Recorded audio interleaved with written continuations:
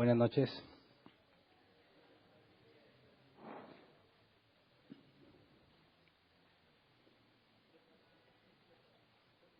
Continuamos nuestro estudio. El domingo les comentaba que estaba indeciso, pero me decidí en ese momento. Antes de ver la última parte del Ordo Salutis, que es la glorificación, veremos lo que es la perseverancia de los santos. Está relacionado con lo que estudiamos de la santidad, pero aquí nos habla sobre lo que Dios hace y algunas preguntas frecuentes que como cristianos pueden surgir o que algunos de nosotros nos enseñaron de manera errónea. La clase pasada estudiamos la santificación y dijimos que la santificación no es algo que tú haces, sino es la consecuencia de lo que Dios hizo en ti. Vimos que la regeneración es el nuevo nacimiento y la santificación es el crecimiento hasta llegar a la glorificación. Es decir, entre la regeneración y la glorificación tenemos la santificación y es un proceso de sinergia entre Dios y el nacido de nuevo. La santificación es un esfuerzo humano dependiente de Dios, porque vimos que la Escritura dice que Dios pone el querer como el hacer, ¿verdad? Mientras nosotros cuidamos con temor y temblor la salvación, es decir, nosotros nos esforzamos porque Dios pone el querer como el hacer en nosotros. Vimos también que aún regenerado el Hijo de Dios tiene la capacidad de pecar. Y el hecho de que nosotros tengamos la capacidad de pecar centrada en nuestra carne, en nuestro cuerpo, nos lleva a ver la santificación como una lucha constante entre nosotros, lo que queremos hacer para Dios y lo que nuestra carne quiere hacer. Es decir, luchamos con nosotros mismos toda la vida. Vimos que la glorificación llega hasta que Jesús regrese. Entonces, ya sea que no regrese en tu periodo de vida, tú vas a estar luchando hasta que mueras. Y vimos también que, dado que tenemos la capacidad de pecar, el nacido de nuevo tiene la posibilidad de caer en pecados graves, pero vimos que el apóstol Juan nos enseñaba que la diferencia entre el Hijo de Dios y el que no es Hijo de Dios, es hijo del diablo, es que el Hijo de Dios no practica el pecado. Puede caer, puede tropezar, pero no lo practica. Ahora, también vimos que Dios nos disciplina cuando es necesario, ¿verdad? Entonces, estuvimos viendo que hay una parte que hace Dios y una parte que hacemos nosotros. Pero cuando hablamos de perseverancia de los santos, estamos hablando de una parte que a todo cristiano le debe de interesar, porque cualquiera que se enfoque en hacer las cosas bien se va a dar cuenta que tropezas y tropiezas mucho, que hay periodos de tiempo en los que luchas mucho contigo mismo y no encuentras, no ganas la batalla, te encuentras cayendo una y otra vez, y eso te debe llevar a cuestionar, bueno, ¿qué pasa cuando estoy viviendo así? ¿Qué pasa conmigo? Cuando hablamos de la perseverancia de los santos, nos estamos refiriendo a que aquellos que fueron regenerados, según la elección soberana de Dios, van a resistir hasta el final.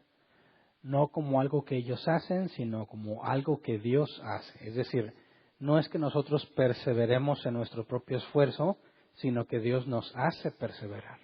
Ahora, algunos consideran que el nombre perseverancia de los santos genera confusión y prefieren llamarlo preservación de los santos. Es decir, Dios va a preservar a aquellos que eligió para salvación. Y eso lo podemos deducir por pasajes como este. Por ejemplo, en Romanos 8, 29 al 31, dice, porque los que Dios conoció de antemano, también los predestinó a ser transformados según la imagen de su Hijo, para que Él sea primogénito entre muchos hermanos. A los que predestinó, también los llamó, a los que llamó, también los justificó, y a los que justificó, también los glorificó. ¿Qué diremos frente a esto? Si Dios está de nuestra parte, ¿quién puede estar en contra nuestra?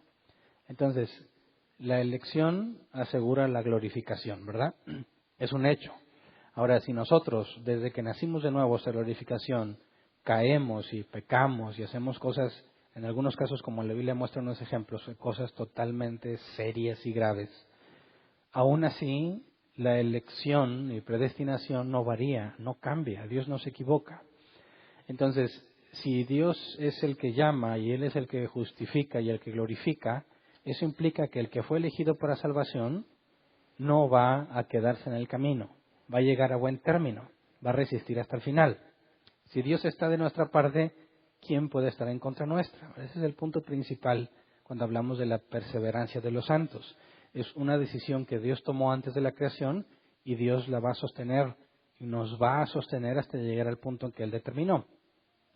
Lo leímos también en la clase pasada, Filipenses 1:6.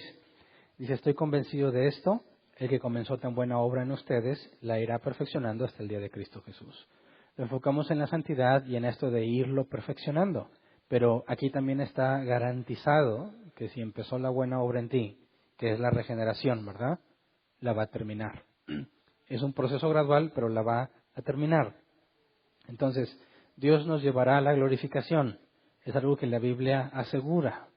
Entonces, cuando hablamos de la perseverancia de los santos, tenemos que decir que si fuiste regenerado, vas a perseverar y nunca vas a perder eso.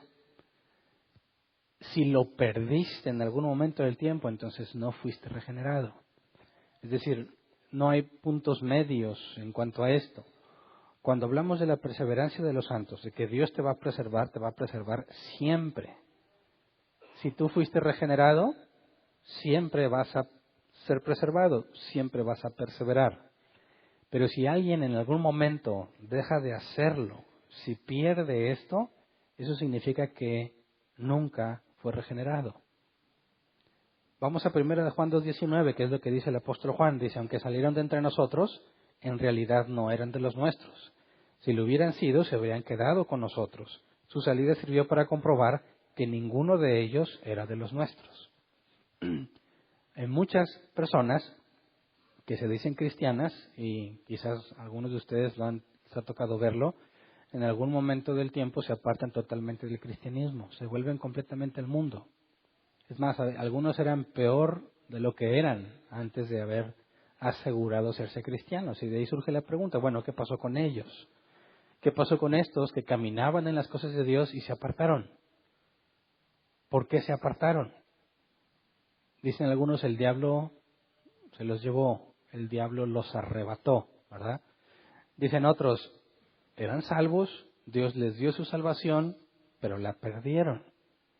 Pero cuando nosotros afirmamos la perseverancia de los santos, estamos partiendo de la Biblia que dice que los elegidos van a ser glorificados, ¿verdad?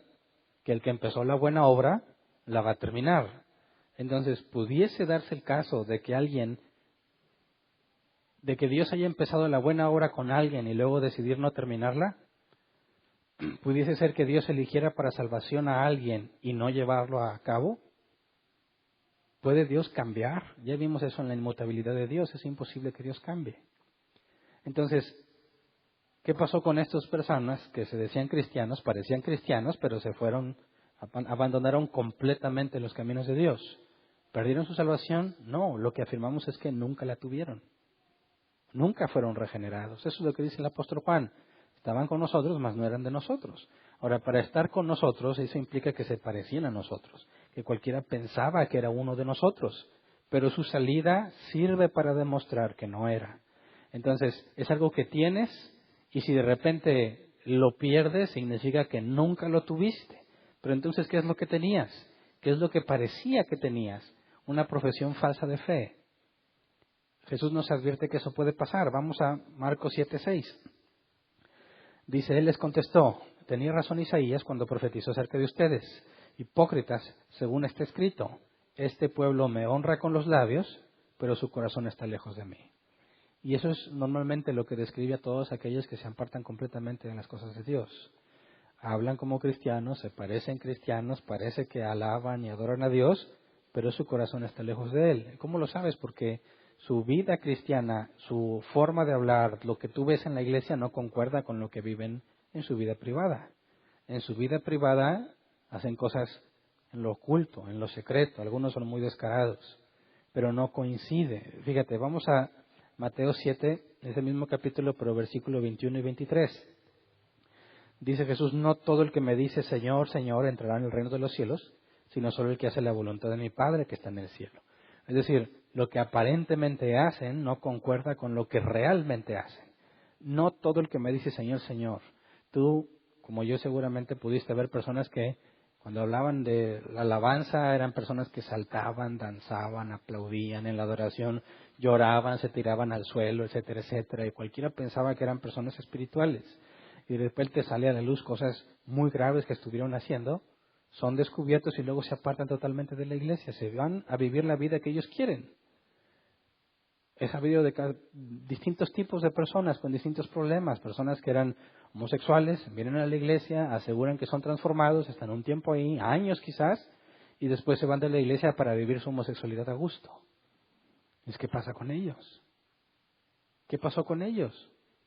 ¿Qué pasó con aquellos adúlteros que supuestamente se hacen cristianos, dejan adulterio a un lado y después sale la luz que otra vez están haciendo exactamente lo mismo que hacían antes y se apartan de la iglesia para vivir como vivían antes? Dices, ¿qué pasó con ellos? ¿Perdieron su salvación?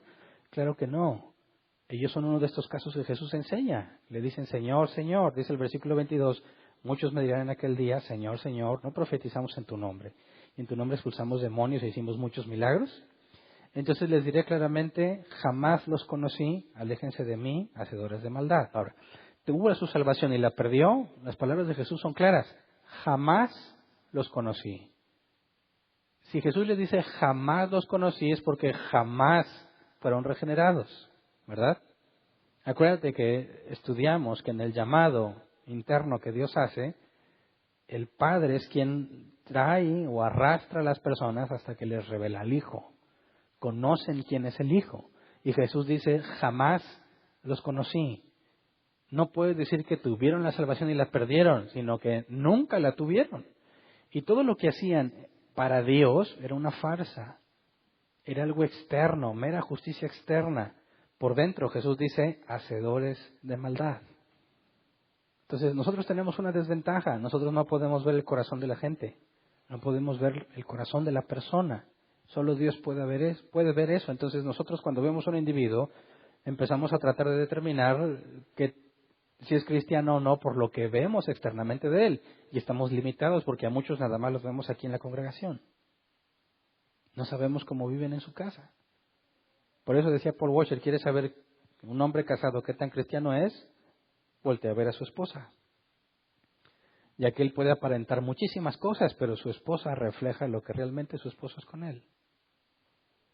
Entonces, nosotros no podemos estar analizando o espiando la vida privada de la gente para determinar si sí o no, y es muy fácil que podamos ser engañados con personas que saben el vocabulario, que saben qué cosas hacer, vienen los domingos, vienen los miércoles, parece que avanzan, pero todo es una farsa, y en la privacidad de sus vidas hacen cosas totalmente desagradables. Ahora, vimos que el cristiano puede pecar y puede hacer cosas desagradables, pero la diferencia es la práctica, según el apóstol Juan.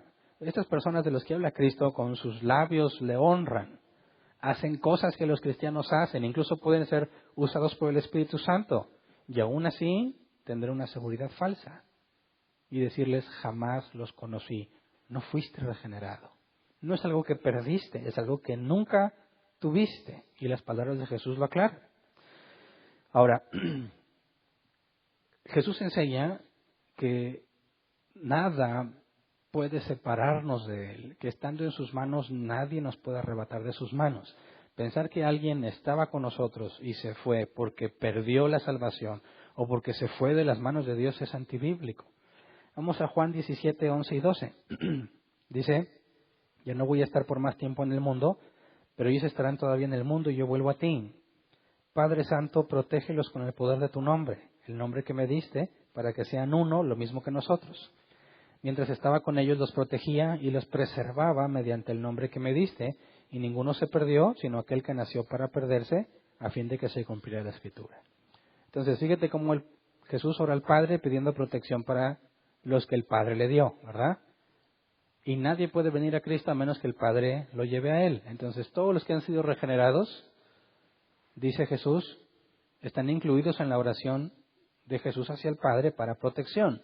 Entonces, si alguien era salvo y ya no, ¿qué pasó con la protección del Padre? ¿Puede ser insuficiente la protección del Padre? ¿Puede Dios protegerlos y fallar? Jesús mismo dijo que Él mismo los preservó, y de eso estamos hablando, la preservación de los santos, que ves en la perseverancia de ellos. Es Dios mismo quien te preserva. Y dices, bueno, ¿y Judas por qué se perdió? Jesús mismo dice, ese nació para perderse. Ese no fue un regenerado, ese no fue un elegido para salvación. estaba con ellos, mas no era de ellos, ¿verdad? Eso es lo que dijo el apóstol Juan, estaban con nosotros, mas no eran de nosotros. Su salida sirve para demostrar eso mismo. Judas estaba con ellos, mas no era de ellos. Hizo milagros, resucitó muertos, hizo muchas cosas por el poder del Espíritu Santo en él, sobre él, mejor dicho, pero nunca estuvo en él. Entonces, ¿qué pasa cuando alguien que parece que es cristiano resulta que no es? Se va de la iglesia y se va a vivir la vida que siempre llevó. Bueno, es uno de estos que están en esta categoría, uno que nunca estuvo en las manos de Cristo. Entonces, vamos a Juan 10, 27 al 30. Fíjate lo que Jesús dice: mis ovejas oyen mi voz, yo las conozco y ellas me siguen. Fíjate que vimos que Jesús les dijo a los que decían Señor, Señor, dijo, jamás los conocí. Dice aquí, mis ovejas oyen mi voz, yo las conozco y ellas me siguen. Yo les doy vida eterna y nunca perecerán, ni nadie podrá arrebatármelas de la mano. Cuando alguien se aparta totalmente de la iglesia y se volvió al mundo totalmente y luego muere y sabes que murió en el mundo, no puedes decir que se le perdió a Cristo. No puedes decir que le fue arrebatado a Cristo. No puedes decir que le dio Dios la salvación y luego algo se la quitó. Es absurdo. Nadie podrá arrebatármelas de la mano. Dice el versículo 29, de mi Padre que me las ha dado es más grande que todos y de la mano del Padre nadie las puede arrebatar. El Padre y yo somos uno. Es decir, es imposible que alguien o algo te arrebate de Dios. No puedes perder la salvación. No se puede. Pero puedes decir, bueno, si el diablo no los puede arrebatar, si alguna persona malintencionada no las puede arrebatar, ¿qué tal si el propio cristiano se quiere ir? ¿Qué tal si él comete pecados tan graves que llegue el punto en que Dios lo rechace? Tenemos el caso de Saúl. Dios rechazó a Saúl, ¿sí o no? Al rey Saúl. Dicen, te puede pasar eso mismo. Puedes pecar gravemente como lo hizo Saúl y decir, Dios, ¿sabes qué? Te rechazo, te desecho. Yo no voy a hacer nada contigo. Bueno, a la luz de estos pasajes sería imposible, ¿no? ¿Qué tuvo que haber pasado con Saúl para que Dios se apartara de él y lo dejara a merced de los demonios? Bueno, jamás los conocí. No es que Saúl hubiese sido salvo y luego perdió su salvación, sino que nunca lo fue. Dijo, oye, pero vimos que Saúl fue tomado por el Espíritu Santo y profetizó. Lo mismo que Judas. ¿Me explico? El hecho de que Dios te use para hacer algo no significa que tú eres de Dios. Y he dicho este ejemplo muchas veces, si Dios usa una burra para hablarle a Balaam, que es más complicado que una burra hable, ¿qué te hace pensar que no puede usar a un ser humano? Que aunque es pervertido internamente, que no es regenerado, pueda llevarlo a hacer su voluntad. Dios es todopoderoso. Entonces no podemos hablar de que Dios te rechace, porque sería una contradicción lógica, porque si Dios te eligió para salvación, y Él no miente, y Él es veraz, y Él es sabio, ¿cómo puede ser que no te salvaste? Dios no se puede arrepentir de lo que Él hizo, porque eso implicaría una de dos cosas. ¿Le faltó información o fue incapaz de ver lo que iba a pasar? Y en ambos casos ya no sería Dios. Si le falta información ya no es omnisciente, ¿verdad? Si no pudo ver lo que iba a pasar, bueno, no es omnisciente y tampoco es sabio, porque no usó correctamente el conocimiento que tenía. Entonces es absurdo pensar que alguien puede ser rechazado por Dios. Dice, bueno, pero ¿qué tal el pecado? ¿Puedes cometer un pecado tan grave que eso implique que perdiste tu salvación? Ya vimos que es absurdo, pero consideremos este caso. La Biblia nos enseña que efectivamente el cristiano, el Hijo de Dios, tiene la capacidad de cometer pecados graves, pecados serios. Tenemos el caso de David y Betsabé, ¿verdad? Un hombre que tenía la evidencia de ser regenerado por Dios, que el Espíritu Santo estaba en él. Tienes ahí todos los salmos. Tienes las obras que hizo David. Dios se complacía en David y sin embargo le echa el ojo a una mujer desnuda mientras se baña. Es incapaz de controlar sus deseos pasionales y usando su autoridad como rey pide que se la traigan y duerme con ella. Esta mujer estaba casada con uno de los valientes de David, Urías, uno de los mejores amigos de David, y no le importó a David. Resulta que está embarazada. ¿Y qué hace el honesto David? manda a traer al esposo de esta mujer, quiere embriagarlo para que duerma con ella y piense que el hijo es de él. Y como no le funciona, porque resulta que es muy honesto este hombre, dijo, ¿cómo voy a tomar yo? ¿Cómo voy a quedar aquí mientras los demás están en la guerra? Y decide irse, no le queda otra para salvaguardar su testimonio que mandarlo matar. ¿Qué tan grave es eso? Es gravísimo. Y él no se sentía mal, ¿verdad? Lo mandó matar y se relajó. Ay, asunto arreglado. Se casa con Betsabé. Pues salió 7 mesino el niño o algo así, ¿verdad? O sea, porque no cuadraban las fechas, ¿verdad? Se casa. Tuvieron que haber pasado 9 meses, pero como pasó tiempo entre que Urias muere y todo eso, pues el niño nacería antes de los 9 meses. Y si tú haces la cuenta, pues ¿cómo le haces para taparle ahí? Pues salió de 8 meses, salió 7 mesino. Falso, están tratando de ocultar lo que hicieron. Y David ahí está satisfecho. Y Dios tiene que enviarle a Natán para que le dé un ejemplo. Le pide que juzgue. Juzga tú, David. Un hombre tiene muchas ovejas, recibe unos invitados, quiere ofrecerles que comer, pero no quiere matar ninguna de sus ovejas. Sin embargo, va con uno que tiene una única oveja que ama con todo su corazón, se la quita y la mata para darle comer a sus invitados. ¿Qué debemos hacer con ese hombre? Dijo David, mátenlo. Y le dice Natán, ese hombre eres tú. Y entonces entiende y Dios le concede arrepentirse. ¿Te parece que es un pecadillo X? ¿Que es un tropiecillo? No, se requirió mucha frialdad para mandar a matar a uno de sus mejores amigos, con tal de salir bien librado por lo que hizo. Ahora, yo creo que el peor de todos es el de Pedro. Está muy grave lo que hizo David, pero ¿qué hizo Pedro? Maldijo y negó a Jesús públicamente. Después de decir que lo seguiría hasta la muerte, lo tienes maldiciendo. Lo maldijo varias veces. Y cuando no le creían, tuvo que maldecir para negar. Es decir, tuvo que hablar como alguien que no conoce de Dios para sonar convincente y negar a Jesús públicamente. Y Jesús lo oyó. Ahora, eso es peor. Para un cristiano, negar a su Salvador es lo peor que puedes hacer. Lucas 22, 31 al 34. Dice, Simón, Simón, o sea, Pedro, ¿verdad? Mira que Satanás ha pedido zarandearlos a ustedes como si fueran trigo. Pero yo he orado por ti para que no falle tu fe. Y tú, cuando te hayas vuelto a mí, fortalece a tus hermanos. Señor, respondió Pedro, estoy dispuesto a ir contigo tanto a la cárcel como a la muerte. Pedro, te digo hoy mismo, antes de que cante el gallo, 3 veces negarás que me conoces. Entonces, estaba advertido de lo que iba a pasar, aseguraba que no iba a pasar y como quiera lo hizo.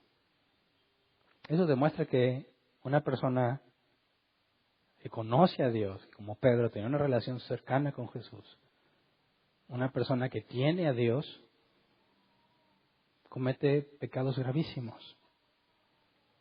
En el caso de David y en el caso de Pedro, ambos dieron evidencias claras de arrepentimiento, ¿verdad? Pero veamos que Jesús le dice, yo he orado por ti para que no falle tu fe.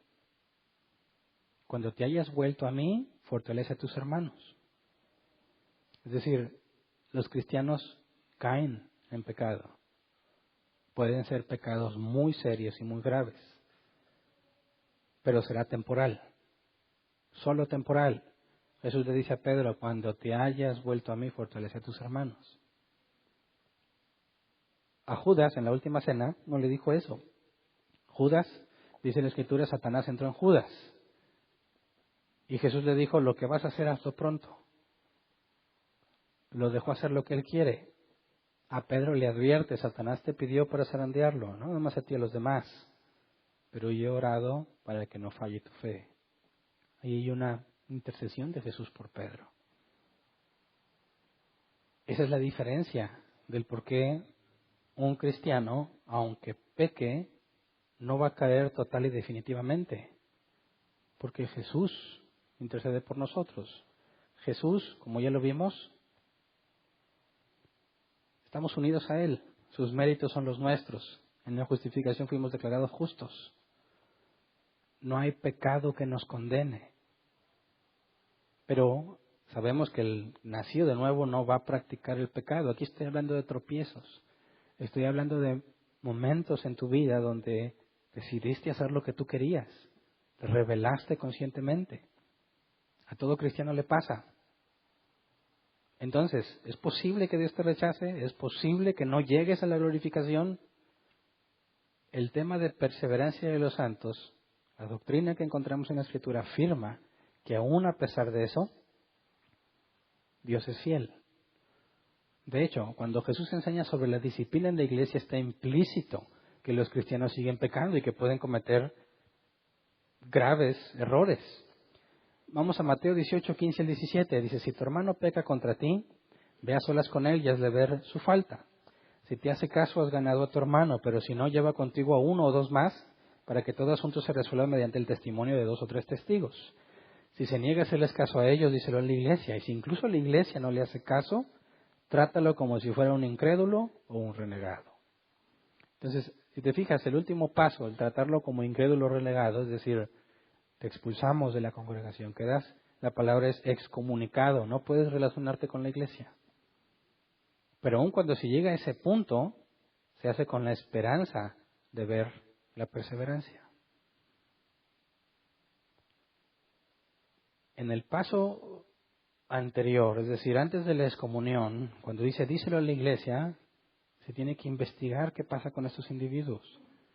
Pablo le dijo a Timoteo, los pecados de algunos son obvios, son a la vista, pero los de otros aparecen hasta después de investigarlos. Cuando Jesús enseña esto sobre la iglesia, eso implica que los pecados de los cristianos pueden ser graves y que tienen que ser tratados de cierta forma. Jesús nos da el proceso. Tienen que ser tratados en la iglesia, no los puedes ignorar. No puedes decir, no, pues los cristianos ya no pecamos y si pecas, pues Dios te rechaza. No, precisamente porque tenemos asegurada la salvación de parte de Dios, se tiene que lidiar con el pecado y Dios le ha dado responsabilidad a la iglesia para lidiar con eso. Cuando una persona se obstina en pecar, debe ser tratada según este proceso. Y cuando es excomulgada, se hace con la esperanza de que dé evidencia de arrepentimiento, porque confiamos en que si fue llamado, va a ser glorificado. Y el intento por hacerlo reaccionar es la expulsión. Vemos un caso en Corintios donde Pablo se brinca los primeros pasos y se va directo al último. No siempre tienes que empezar con el primer paso. En este ejemplo, Pablo se fue directo al último, a la expulsión. Primera de Corintios capítulo 5, versículo 1 y 2. Dice, es ya del dominio público que hay entre ustedes un caso de inmoralidad sexual que ni siquiera entre los paganos se tolera, a saber que uno de ustedes tiene por mujer a la esposa de su padre. Y de esto se sienten orgullosos. ¿No debieran más bien haber lamentado lo sucedido y expulsado de entre ustedes al que hizo tal cosa? ¿Por qué Pablo no dijo aquí, por qué no va alguien primero a solas a hablar con él? Y si no les hace caso, lleva testigos. Y si no, dile a la iglesia, y si no, expúlsalo. Aquí Pablo no se está sujetando al proceso que enseñó Jesús. ¿Por qué no? Bueno, por lo que dice al principio, es ya del dominio público. Si te fijas, los cristianos pecamos, pero no todos pecamos públicamente. Y lo que Jesús dice es, cuando alguien se dio cuenta de ese pecado, que no es un pecado público, tiene que ir con él a solas. ¿Me explico? Puede ser un malentendido, puede ser un accidente, puede ser algo que se hace en ignorancia. Y cuando hablas con él a solas y te hace caso, asunto arreglado, no tuviste por qué divulgarlo a nadie más. Pero cuando hablas con él y él persiste, entonces trae testigos, pero aún sigue siendo algo oculto. ¿Me explico? Cuando no le hace caso a los testigos y lo dices a la iglesia, se hace una investigación y sigue siendo oculto. Y el veredicto de la expulsión se hace pública. Pero cuando este individuo lo hace públicamente y todos ya lo vieron, no es necesario pasar por los primeros procesos. Vas directo a la expulsión porque este inmoral hace cosas que ni entre los gentiles, hablando de los inconversos, ni entre ellos se tolera. Y ahora ya hemos tenido esos casos aquí en la iglesia. Y fueron expulsados de inmediato, precisamente por lo que enseña aquí Pablo. Versículo 2 y 13. ¿Acaso me toca a mí juzgar a los de afuera? ¿No son ustedes los que deben juzgar a los de adentro? Dios juzgará a los de afuera, expulsen al malvado de entre ustedes. nosotros nos juzgamos a nosotros mismos, pero no juzgamos a los de afuera. Es decir, los que no son creyentes, los que no son cristianos, los que no son regenerados, no tenemos nada que ver con su pecado. Pero cuando entre nosotros sucede personas que se aferran a un pecado en particular, tienes que lidiar con él. Pero no como alguien que se pierde, sino precisamente basado en la esperanza de la perseverancia de los santos, en que es Dios quien preserva, pero tenemos que administrar la disciplina como Él dice. ¿Qué pasa si al expulsarlo da evidencia? Debe ser reintegrado. Esa es la esperanza de la expulsión. En la excomunión esperamos que haya evidencia de que Dios lo cambia, de que Dios lo disciplina. Tenemos el caso 2 Corintios 2, 6 al 8. Dice, para él es suficiente el castigo que le impuso la mayoría. Más bien debieran perdonarlo y consolarlo para que no sea consumido por la excesiva tristeza. Por eso les ruego que reafirmen su amor hacia él. Entonces, en este caso, este individuo dio evidencia. Obviamente tuvo que haber dejado a esa mujer, ¿verdad? No puede decir, no, pues yo sigo con ella, ya me di cuenta de mi pecado, pero sigo viviendo igual. Eso no es arrepentimiento. Aquí nos habla de tristeza. En la santificación estudiamos que hay tristeza que viene de Dios, ¿verdad? ¿Por qué? Porque cuando Dios te disciplina, eso genera tristeza. No es agradable, no es motivo de gozo. Este hombre, dice, no se ha consumido por la excesiva tristeza, implica que Dios lo disciplinó. Y cuando Dios disciplina, implica que dejas todas esas actividades que hacías. Entonces, aún el proceso de disciplina está basado en que Dios tiene poder para sostener a los suyos y que Dios es fiel para hacerlo. Pero tenemos que entender que nosotros estamos limitados y no tenemos la capacidad de ver el corazón de las personas. Pues aún cuando se expulsa a alguien, no puedes dar por hecho que se fue de nosotros porque no era de nosotros. Aguardamos la esperanza de que Dios muestre que se le dio arrepentimiento. Es decir, no podemos asegurar que no eran cristianos o que no habían regenerado, no habían sido regenerados nunca. Podemos esperar que en el tiempo Dios lo discipline, pero si pasa el tiempo y nunca se vio ninguna evidencia, entonces puedes decir, estaba con nosotros, pero no era de nosotros. Pero en ninguna circunstancia puedes decir que perdió su salvación. ¿Me explico? No es correcto, no es bíblico. Ahora, cuando nosotros fuimos regenerados, Dios nos dio su Espíritu Santo y la Biblia nos utiliza dos palabras para identificarnos. Somos sellados y tenemos garantía o estamos garantizados. 2 Corintios 1, 21 al 22 dice, Dios es el que nos mantiene firmes en Cristo, tanto a nosotros como a ustedes. Él nos ungió, nos selló como propiedad suya y puso su Espíritu en nuestro corazón como garantía de sus promesas. Y la palabra garantía, la habíamos visto hace unas clases, Rabón, es un pago parcial por adelantado por seguridad, o según el diccionario Helps, depósito que garantiza la compra total. Entonces, decir que alguien perdió su salvación implica que Dios dio un pago y luego incumplió. Dios no cumplió su palabra. Es como si Dios diese un pago por adelantado y lo dijera, ¿sabes qué? No voy a pagar. Ese no puede ser el Dios de la Biblia.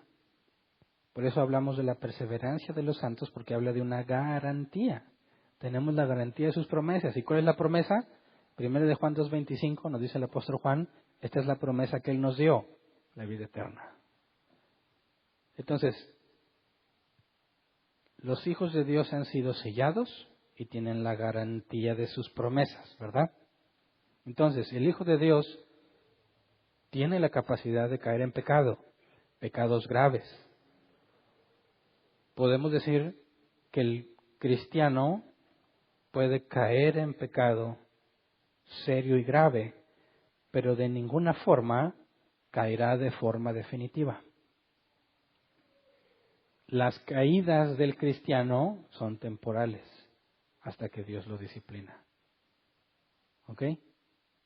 Entonces, cuando pecamos, la Biblia nos dice qué es lo que debemos de hacer. 1 de Juan 1, 8 al 9. Si afirmamos que no tenemos pecado, nos engañamos a nosotros mismos y no tenemos la verdad. Si confesamos nuestros pecados, Dios, que es fiel y justo, nos los perdonará y nos limpiará de toda maldad. Ahora, si todos pecamos, como dice el versículo 8, o sea, si tú dices no peco, te estás engañando, ¿verdad? Haces a Dios mentiroso. Peco, ok. ¿Qué debo de hacer con ese pecado? Confesarlo. Ir y decirle a Dios, lo estoy haciendo mal, estoy haciendo lo que yo quiero. No puedes tratar de engañar a Dios. Él es omnipresente y Él te vio mientras pecabas. Él es omnisciente y Él sabe que pecas. Él sabe que ibas a pecar precisamente de eso desde antes de la fundación del mundo.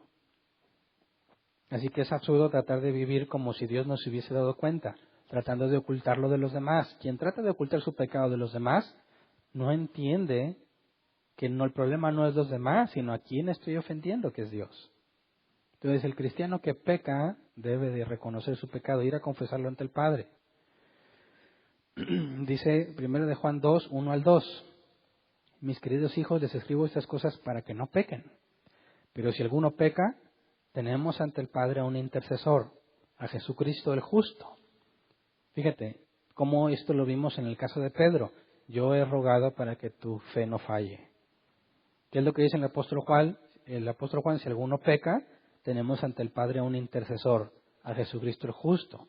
Él es el sacrificio por el perdón de nuestros pecados, y no solo por los nuestros, sino por los de todo el mundo. Ahora acuérdense que aquí todo el mundo es sin distinción, ¿verdad? Porque ya vimos que el universalismo no es bíblico. Pero entonces, confesamos nuestro pecado sabiendo que Dios nos va a perdonar. ¿Y por qué nos va a perdonar? Por lo que Jesús hizo en la cruz, por la unión que tenemos en Cristo. Porque fuimos justificados, declarados justos por los méritos de Cristo. Por la doble imputación. Mi pecado fue puesto en Cristo y Cristo lo pagó y sus méritos fueron puestos en mí. Entonces el cristiano cuando peca no se aparta de Dios por su pecado. Porque eso es precisamente lo opuesto a lo que haría un hijo de Dios. El hijo de Dios va a ir a confesarlo cuanto antes porque sabe que necesita del poder de Dios para vencerlo. ¿Sabes? Ninguno de nosotros debería llegar al punto en el que un hermano te ve pecar y tiene que ir a reprenderte. No es necesario, porque todos los días debieses estar pidiendo perdón por las cosas que haces. ¿Quién es aquel que tiene que ir a reprenderlo por lo que hizo? Uno, o está en ignorancia totalmente, o es negligente en su oración. Como nunca ora, pues piensa que no hay nada que decirle a Dios. Dice, bueno, ¿y qué oro? No tengo nada que decirle. Bueno, precisamente ese es el problema. ¿Cómo que no tienes nada que decirle? De entrada, perdón por todo el mugrero que haces todos los días. Y con eso ya te llevas fácil 1 o 2 horas. Dice, no, pues yo oro 5 minutos y me quedé sin palabras. Dices, bueno, qué ciego estás. Qué ciego estás. Vas en camino de que alguien te empiece a reprender porque has sido negligente y necio. ¿Me explico? Pero el que es hijo de Dios sabe que tiene que ir a los pies de Cristo y decir, perdóname, Señor. Perdóname. Cámbiame, ayúdame a cambiar. Yo me voy a esforzar, pero yo sé que no puedo. Necesito que tú me des la fortaleza. Yo voy a dejar de hacer estas cosas, pero sé que no voy a durar a menos que tú me cambies. Entonces sabemos que Él es nuestro intercesor, que Él es nuestro representante, ¿verdad? Pero no usamos eso como excusa para ir a pecar. Porque si fuiste regenerado y tienes el Espíritu Santo en ti, te va a guiar a la verdad. Pero si te obstinas, Dios te va a disciplinar, ¿verdad? Pero entonces, no podemos perder la esperanza aunque estemos en esas caídas temporales. No podemos decir no voy a llegar a la glorificación, porque no depende de ti, depende del poder de Dios. Fíjate, Judas 24 o Judas 1:24, que nada más tiene un capítulo. Dice, el único Dios, nuestro Salvador, que puede guardarlos para que no caigan y establecerlos sin tacha y con gran alegría ante su gloriosa presencia. Puede guardarlos para que no caigan. Eso coincide con lo que Jesús nos enseñó a orar. No nos expongas a tentación, sino líbranos del maligno. ¿Te fijas? Es Dios quien dice, también leímos en la clase pasada, si no me equivoco, no te pondrá una prueba que no puedas soportar. Así que fíjate bien, el hecho de que tú camines en santidad no se trata de algo que tú hiciste, sino que Dios ha evitado que caigas. Tú te esfuerzas luchando por ti mismo, pero es Dios quien te preserva. Y cuando sientes que vas avanzando en la madurez cristiana, no es una cosa tuya todavía. Es porque Dios no te ha expuesto a tentación, a la tentación que sabe que vas a fracasar. Nos expone a otras y nos dice, como desde el principio le dijo a Caín, el pecado está a la puerta, sin embargo tú puedes vencerlo. Sabemos que los regenerados no son esclavos del pecado. Estudiamos la clase pasada, no estás esclavizado, así que si pecas lo haces voluntariamente. Y cuando pecas voluntariamente y te obstinas, ahí está el proceso de disciplina en la iglesia. ¿Me explico? Ahora fíjate bien, confiando en la perseverancia, la iglesia está involucrada en el pecado de todos, ¿verdad? Nadie puede estar libre de eso. Todos contamos con la posibilidad de que alguno de nosotros caiga temporalmente. Pero si realmente eres hijo de Dios, Dios te va a levantar.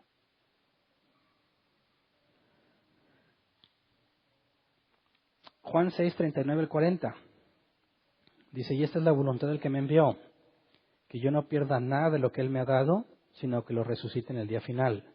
Porque la voluntad de mi Padre es que de todo el que reconozca al Hijo y crea en Él tenga vida eterna, y yo lo resucitaré en el día final. Así que ese es un proyecto de Jesús. Es la voluntad del Padre encomendada a Jesús. Y Jesús no falla. Que yo no pierda nada de lo que Él me ha dado, sino que lo resucite en el día final. Y si tú fuiste regenerado, tú estás en las manos de Cristo y Él no te va a perder. Romanos 8, 38 al 39. Pues estoy convencido de que ni la muerte, ni la vida, ni los ángeles, ni los demonios, ni lo presente, ni lo porvenir, ni los poderes, ni lo alto, ni lo profundo, ni cosa alguna en toda la creación podrá apartarnos del amor que Dios nos ha manifestado en Cristo Jesús, nuestro Señor. Entonces, nada en la creación, incluyéndote a ti mismo, ¿verdad? No el pecado que cometiste, nada externo ni interno podrá separarte del amor de Cristo. Así que esto no es una licencia para pecar. El regenerado jamás vería esta doctrina como licencia para pecar. Lo vería como esperanza y buenas noticias, porque el regenerado se esfuerza por hacerlo agradable a los ojos de Dios y se encuentra miserable, como lo vimos el tema pasado, que lo que quiere hacer no lo hace y lo que no quiere hacer termina haciéndolo. Entonces la perseverancia de los santos o la preservación de los santos es lo que le da esperanza al creyente para seguir la vida cristiana. Es lo que permite que cuando peca se acerque al Padre y le diga perdón. ¿En qué confías cuando le pides perdón?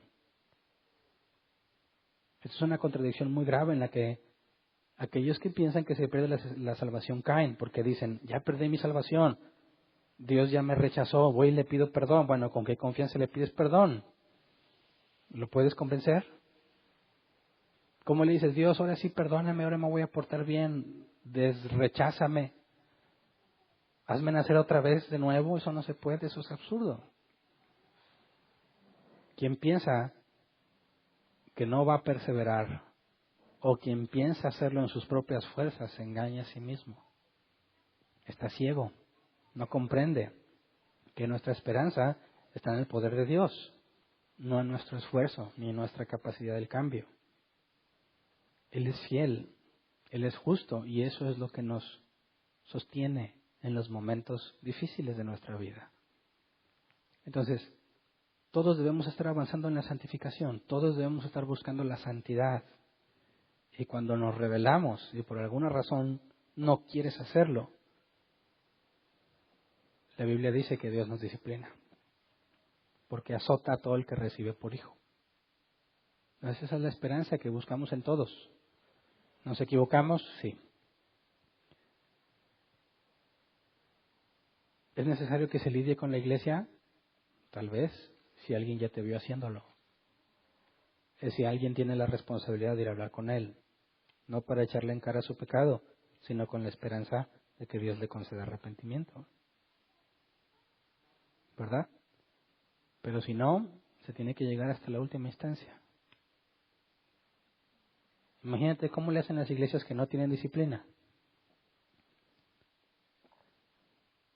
dice, no, aquí no juzgamos, aquí no somos legalistas.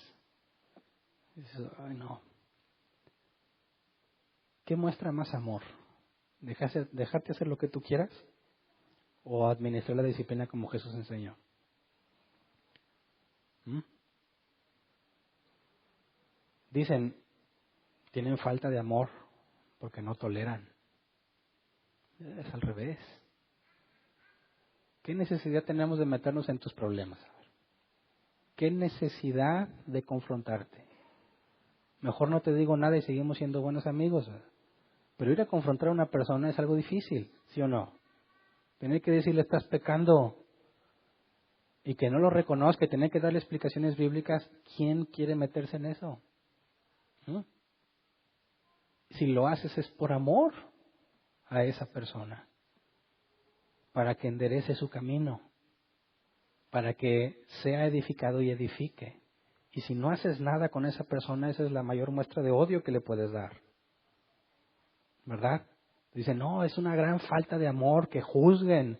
Al revés, Dios azota al que recibe como hijo. Y si te considero mi hermano, no voy a dejar que peques como lo estás haciendo. Porque cuando es necesario confrontar a alguien es porque está tan prendido de ese pecado que no lo suelta. Y eso le daña y le perjudica. Y aún si dijeras que esta es una cabra loca, no fue regenerada, bueno, entonces perjudica a todos los demás si permanece aquí. ¿O acaso Pablo tuvo falta de amor cuando dijo expulsen a la inmoral entre ustedes? Es al revés. Entonces no caigas en la trampa del sentimentalismo, de lo que es políticamente correcto. El ser siempre amable y agradable y ay Dios te bendiga y no decirle nada del pecado que le afecta.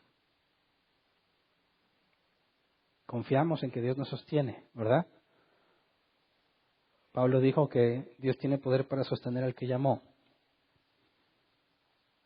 El hecho de que alguien de nosotros caiga no implica que caiga en la gracia de Dios ni de nuestra gracia, porque todos estamos expuestos al mismo pecado. Y todos tenemos que tener la madurez para entender que si alguien tropezó y cayó y fue temporal, no tienes por qué marcarlo de por vida por lo que hizo. Porque si Dios lo restauró, ¿quién eres tú para entonces condenarlo? ¿Verdad? Pero hay niveles de responsabilidad que no vamos a ver en ese tema, pero vamos a ver en la vida de la iglesia. Porque hay requisitos para ancianos y diáconos y deben ser intachables. Y un cristiano puede perder el estado de intachable cuando comete ciertos pecados. Y aunque es cristiano, no puede servir como anciano o como diácono. Entonces, hay más que estudiar en la vida de la iglesia, pero hasta ahora sabemos que toda la base de lo que hacemos en la iglesia, partiendo de que sabemos que nos equivocamos y que nos toleramos unos a otros, nos toleramos no para llevarnos bien y para mantener la unidad, sino porque confiamos en el poder de Dios, en que Él preserva a sus santos, en que Él va a dar evidencia en ti de que cambias, de que avanzas. Y es muy reconfortante ver a una persona restaurada. Es doloroso verlos caer, pero es muy reconfortante verlos restaurados. Y todo eso es parte de la vida en la iglesia.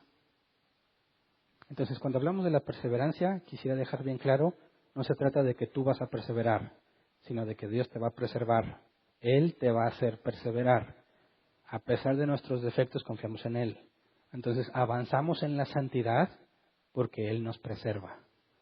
Tengo que hacer mi parte de esforzarme, negarme a mí mismo y hacer lo que Dios ha dicho que haga. Tengo que negarme a mí mismo y hacer la voluntad de Dios. Pero sé que Dios pone el querer como el hacer, ¿verdad? Esa es la consecuencia de un nacido de nuevo. Y cuando pecamos y nos desesperamos y parece que no vamos a cambiar, lo único que hay que hacer es humillarnos ante el Padre. Él es fiel y justo para perdonarnos. Y nos va a disciplinar. ¿Ok? Entonces, no podemos vivir angustiados por el futuro. No podemos estar angustiados, ¿qué pasa si en el camino me caigo o si Dios ya no me levanta? Eso es absurdo y es antibíblico. debemos vivir la vida cristiana confiados en Dios. Hacemos lo mejor que podemos, nos esforzamos en base a todo lo que sabemos, porque hay muchas cosas que ignoramos, ¿verdad? Nos esforzamos con todo lo que está a nuestro alcance y cuando pecamos, nos acercamos con confianza en Dios y le decimos, perdóname, porque decidí cambiarte a ti por el pecado. Decidí complacerme a mí en lugar de complacerte a ti. Y Él es fiel. Y a pesar de que somos infieles, Él permanece fiel, dice la palabra, porque no puede negarse a sí mismo. Entonces es indispensable que entendamos que necesitamos tenernos paciencia unos a otros, ¿verdad? Tolerarnos unos a otros. Porque si Dios la tiene conmigo, ¿por qué no la voy a tener yo de ti? Vernos como lo que somos. No somos un grupo de personas perfectas que se reúnen, que son los elegidos de Dios. Al contrario, de lo más vil y despreciado, escogió el Señor, dice la Escritura. Así que agárrate, ¿cómo nos va a ir aquí entre nosotros? Pero si su Espíritu Santo está en nosotros, la Biblia dice que el que ama a Dios, ama a su cuerpo, ama a su hermano. Así que dices, qué pésima combinación poner a lo más vil y despreciado en el mismo lugar, ¿verdad? ¿A quién se le ocurre semejante idea? Bueno, se le ocurrió a Dios, pero no te dejó así. Te dio una nueva naturaleza, te dio su Espíritu Santo, te abrió el entendimiento y pone en ti el querer como el hacer para que hagas su voluntad.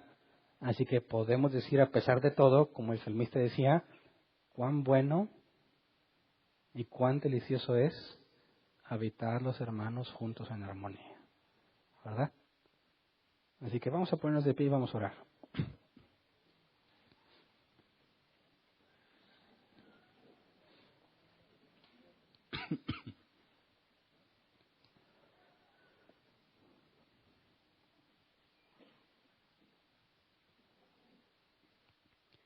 Espero en Dios que no haya ciegos entre nosotros, ¿verdad? Que piensan que no tienen nada que decir cuando oran. O que piensan que no vale la pena orar todos los días. Espero que Dios te esté haciendo entender que cada día que pasas sin orar estás metiéndote en graves problemas. Porque es un día a ciegas. No sabes qué hiciste, no meditaste cómo fuiste, no meditaste qué cosas debiste haber hecho. No te pusiste a cuentas con Dios. Y eso te va a llevar a otro tropiezo, porque vas ciego, vas a ciegas.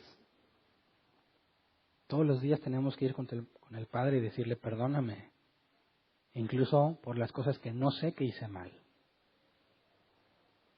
El salmista decía, líbrame de los pecados que me son ocultos.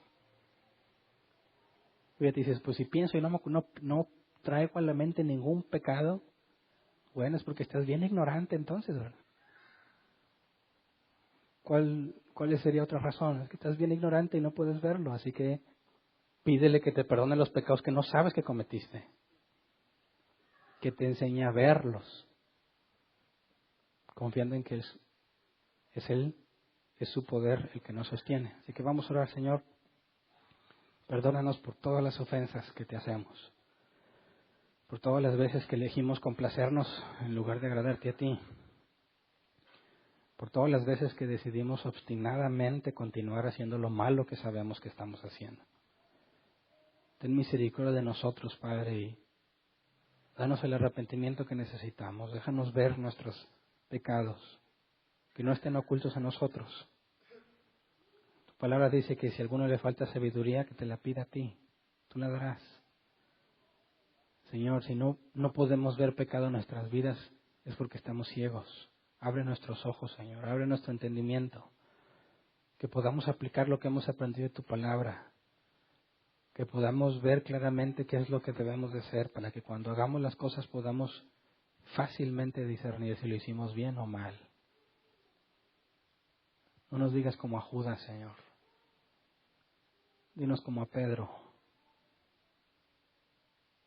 Seremos zarandeados por el diablo, pero tú has rogado por nosotros. Permítenos ser útiles cuando volvamos, Señor. Ayudar a los demás. Todo obra para bien, Señor. Y aun cuando permitiste que cayéramos en pecado, nada de eso es en vano. Porque nos enseñas a conocernos más y a a saber que tenemos que tener más cuidado de nosotros mismos. Padre, pero no nos expongas a tentación. Tú tienes el poder, como dice la palabra, para guardarnos sin caída, sin mancha. No nos expongas a las cosas que sabemos en las que vamos a caer, Señor. Te lo pedimos en tu misericordia. Padre, ayúdanos a ser tolerantes unos con otros en cuanto a los errores, pero no en cuanto a la disciplina, Señor. Si alguno de nosotros ha sido ganchado por el pecado y no lo suelta, concédenos aplicar la disciplina que nos enseñaste. Amarnos unos a otros de esa forma, Señor. No dejarnos hacer lo que queremos, sino cuidarnos unos a otros. Enséñanos a confrontar con la verdad las cosas. Padre, para que de esta forma cualquiera que está con nosotros, que no es de nosotros, la vea difícil simular y aparentar que es cristiano. Padre, concédenos ver vidas restauradas. Concédenos ver el arrepentimiento que tú concedes a tus hijos. Que aquellos que fueron disciplinados y expulsados, Señor, no los abandones si son tus hijos, Señor. Sabemos que no lo harás. Pero permítenos ver, si son tus hijos, el arrepentimiento que tú les concedes, Padre. Pedimos por ellos según tu voluntad, Padre, que si son tuyos, no los dejes tanto tiempo fuera de tu cuerpo. Según tu misericordia, Señor, sabemos que solo es temporal, pero queremos pedirte que nos concedas ver su restauración. Padre de entre nosotros, enséñanos a estar seguros en ti, a confiar en ti a pesar de nuestro pecado. Enséñanos a acudir confiadamente al trono de la gracia, como dice tu palabra, por medio de lo que tú has hecho, Señor. Sabemos que no merecemos nada de ti, pero a ti te ha placido preservarnos según tu soberana elección, así que enséñanos a dejar a un lado el temor. Dice tu palabra que el que teme no ha conocido el amor. Señor, muéstranos tu amor, no queremos temer. A pesar de nuestro pecado, enséñanos a confiar en ti, Señor, a clamar a ti, a rogarte, que nos cambies, que nos transformes, Señor, y que nos muestres tu poder en nuestras vidas, que tienes el poder para transformarnos, Señor, en aquellas cosas que nosotros no podemos. Padre, para que tu nombre sea glorificado, que podamos gozarnos entre nosotros viendo tu poder transformador, viendo tu disciplina, para que podamos crecer juntos, Señor, y ver que tú eres fiel a pesar de todas nuestras rebeliones y de todos nuestros pecados. Por eso te pedimos que entre nosotros esté clara la evidencia de quiénes son tus hijos, Señor, para que podamos llamar hermanos a quienes son tus hijos. Y si alguno entre nosotros no es de tus hijos, por favor, Padre, que no pase desapercibido. Ponlo en evidencia para que ninguno de nosotros tropiece por su culpa. Gracias de antemano por todo lo que has hecho y lo que harás. Amén. ¿Pueden sentarse? Pasemos a la sección de preguntas. ¿Tienes una pregunta? Levanta tu mano. Te llevan el micrófono. Tenemos 15 minutos. Ahí hay una mano levantada.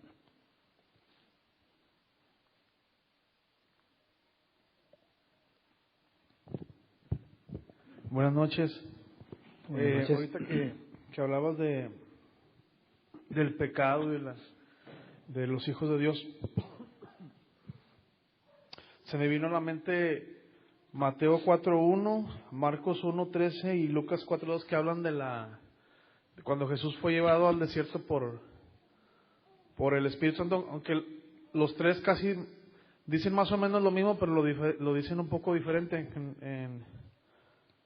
En Mateo 4.1 dice que fue llevado al desierto para ser tentado, o sea, como dando a entender que ese era el propósito de ir al desierto. Uh-huh. Y luego dice y ayunando, que ayuno. Mi pregunta es, ¿qué tiene que ver el ayuno en la tentación? O, pues, como yo vengo de otra iglesia donde el ayuno era para recibir poder y todo eso, entonces, a mí me llamó la atención, cuando Jesús fue tentado, ¿por qué? O sea, ¿qué implica ayunar en la tentación? ¿O qué beneficios tengo yo por ayunar cuando voy a ser tentado? Bueno, no es que tú seas tentado en el ayuno, porque Jesús fue tentado hasta el último día de su ayuno, aprovechándose de su situación, ¿verdad? O sea, Satanás trata de aprovechar la debilidad de Cristo al día 40 de su ayuno y le propone que se alimente a sí mismo, que convierte la piedra en pan. Entonces, no es que haya una relación entre el pecado, entre la tentación y el ayuno. El ayuno, el objetivo es disminuir tú mismo. Es decir, si la carne es opuesta al espíritu y tú estás acostumbrado a darte gusto, vas a encontrar más oposición a los deseos de Dios porque estás acostumbrado a complacerte. Cuando ayunas es una negación de ti mismo y, como quien dice, es mucho más fácil doblegar la carne. En esta lucha el apóstol Pablo hablaba de que se golpeaba a sí mismo como los atletas. El que se prepara para una batalla, dice, no la hace sin preparación. Ahora, si yo entiendo que mi carne es opuesta al espíritu, no puedo estar dándole gusto constantemente. Y el ayuno es una clara muestra de negarse a sí mismo, y tú lo puedes poner en práctica y entender que efectivamente se vuelve más sencillo hacer lo que tú quieres hacer cuando el cuerpo ya se resignó a que no le vas a hacer caso, porque el cuerpo te va a estar pidiendo comida, dame, y es bien hostigoso, no te deja en paz. Pero con el ayuno tiene que aprender a resignarse, y cuando se resigna tú puedes ver claramente que te resulta más sencillo hacer las cosas de Dios cuando tienes tu cuerpo sometido de esa forma a cuando estás acostumbrado a darte gusto. Entonces, el ayuno puede ser parte de esa sinergia entre Dios y yo en la santidad. Sí, es que si tú te das cuenta que estás teniendo mucha oposición de ti mismo, tienes que tratar contigo mismo, ¿verdad? Si te fijas, no es que es más santo el que ayuna, porque también Jesús le dijo a los fariseos que eran unos hipócritas, porque cuando ayunaban se dejaban la cara demacrada para que la gente los viera. Jesús dijo, cuando ayunes, lávate la cara, que nadie sospeche nada. Entonces, no es el ayuno en sí, sino el por qué lo estás haciendo, ¿verdad? Y si lo estás haciendo, no tienes por qué decirle a nadie que estás ayunando. Entonces, es algo entre Dios y tú, pero no significa que el hecho de ayunar te hace más santo. Ok, sí. Entonces, es decir, si yo conozco mi situación personal con Dios, yo digo, hey, soy demasiado carnal, necesito ayunar para doblegar mi carne, ¿eso lo puedo hacer? Claro. Okay. Pero no es de que tengas poder y esas cosas. Sí, claro, sí. Pero si es para, como dices tú, que para doblegar mi autosatisfacción. Uh-huh. Okay. Es como Juan el Bautista, es necesario que yo mengüe y que él crezca. Gracias. ¿Alguien más? ¿No? ¿O no? De una vez la que sigue. Bueno, es que me esperé para saber si no preguntaba a nadie. También se me vino a la mente en Apocalipsis 3:5, donde dice, al que venciere no borraré su nombre del libro de la vida. Y luego en Apocalipsis 17:8 dice, cuyos nombres no están en el libro de la vida desde la fundación del mundo. Uh-huh. No sé, a mí me suena como que entran en contradicción un poco, ¿no? O yo lo entiendo mal, porque dice, no borraré su nombre del libro de la vida, como dando a entender que se puede. Ok. Bueno, cuando dices que aquellos que no estaban escritos es los que fueron engañados por la bestia, los que se dejan poner su marca. Y ahí dejan claro que los que se le ponen es porque no fueron elegidos para salvación. Que así que eso no puede ser una contradicción a no lo borraré, porque no es el mismo sentido, ¿verdad? Está hablando de cosas distintas. Para tener una contradicción tienes que asegurar algo opuesto en el mismo sentido, ¿verdad? Entonces, son cosas distintas. Quien se pone la marca de la bestia es porque no estaba escrito en el libro de la vida. Ahora, en cuanto al pasaje, al que venciera no lo borraré su nombre del libro de la vida, se debe interpretar según la exégesis. Si tú usas eisegesis, le pones ideas al texto, cosas que el texto no dice. Ahí no dice que te puede borrar. Al contrario, dice no te borraré. Entonces, no le pongas ideas que no dicen, ¿verdad? Es una promesa que va de acuerdo a lo que estudiamos. Al que venciere, o sea, no borraré su nombre. Es una confirmación de lo que estudiamos. Entonces, todo lo contrario, está afirmando, no te borraré. Ok, gracias.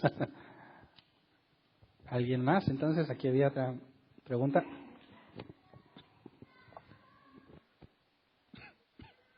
Como que me está afectando la garganta, no sé ustedes. Este cambio de temperatura. Sí, buenas noches. Buenas noches. Pastor, la palabra, lo habíamos comentado cuando la junta para hacerte miembro de la congregación, la palabra preservación en lo personal me hace más sentido a que es completamente la salvación, el orden de la salvación, que es completamente por gracia, que es completamente una obra de Dios y que es completamente monergismo.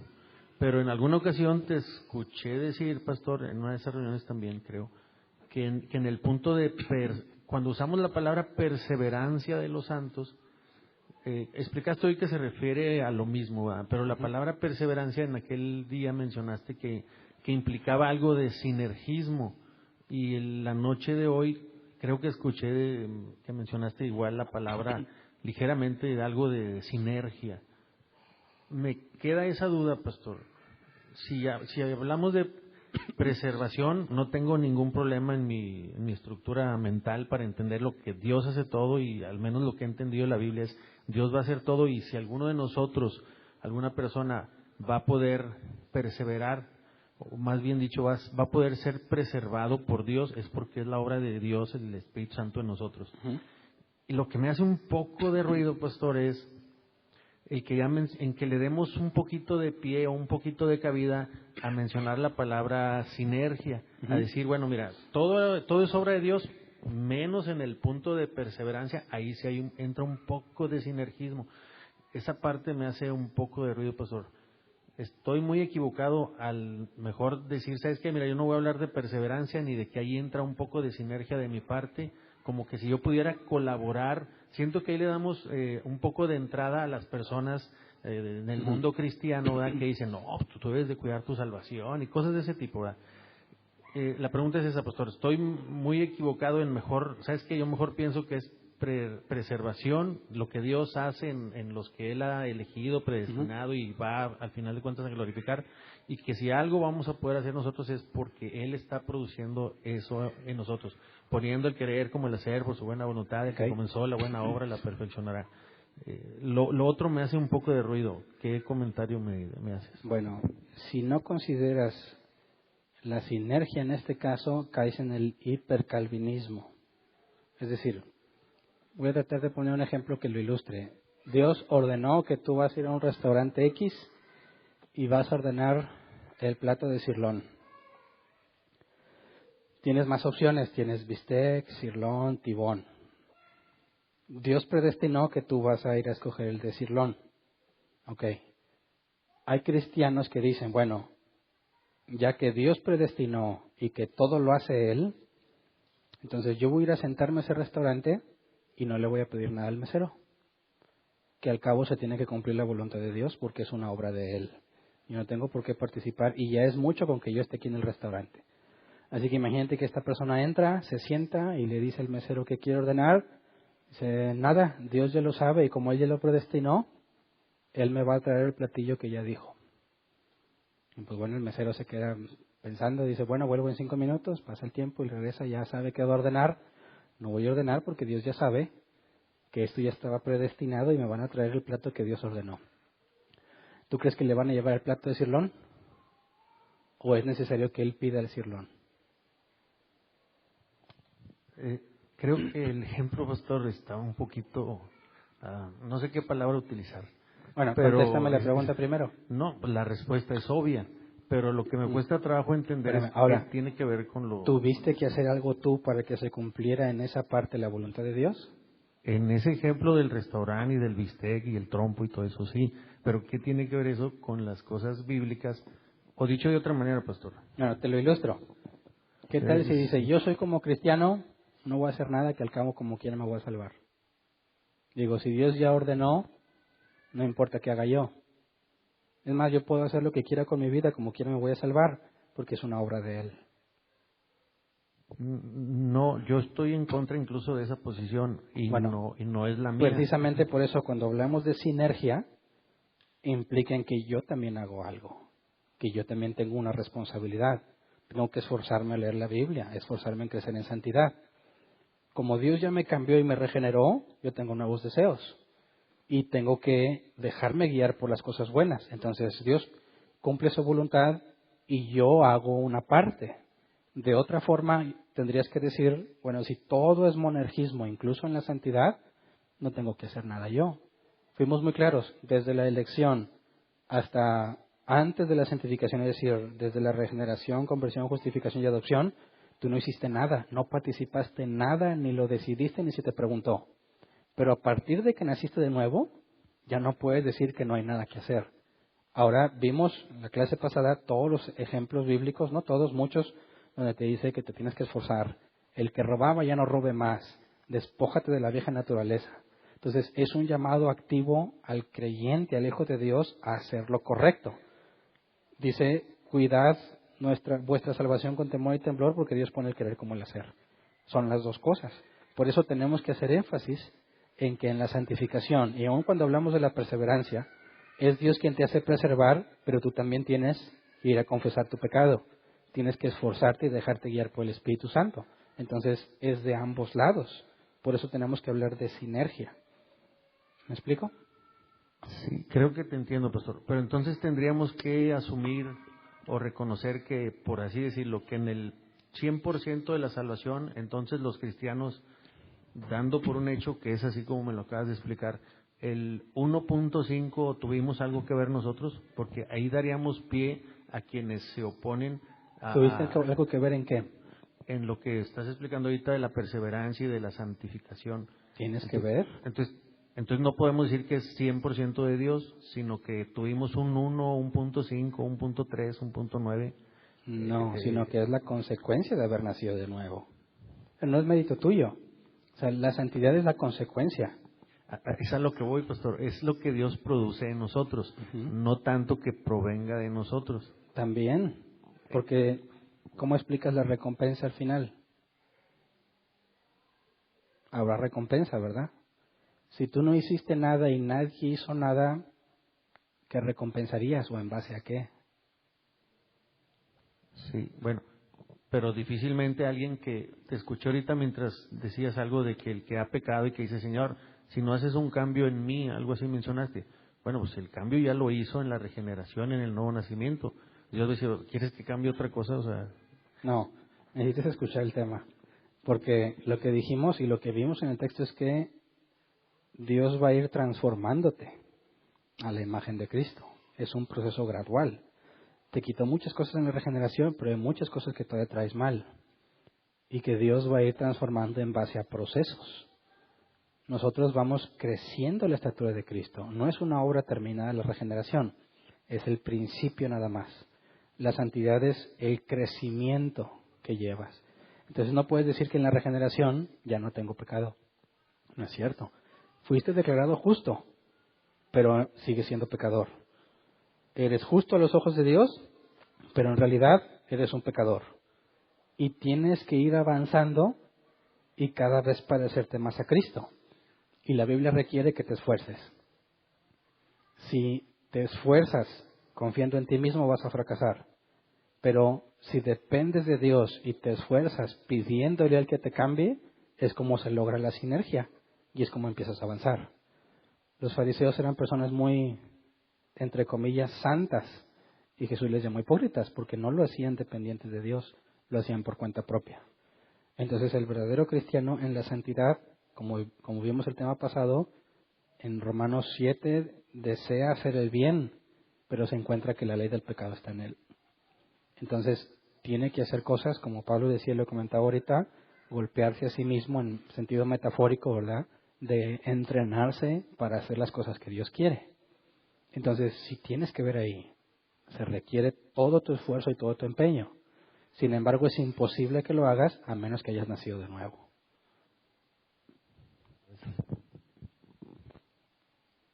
¿Alguien más? ¿Nadie? ¿Se acabó el tiempo? Bueno.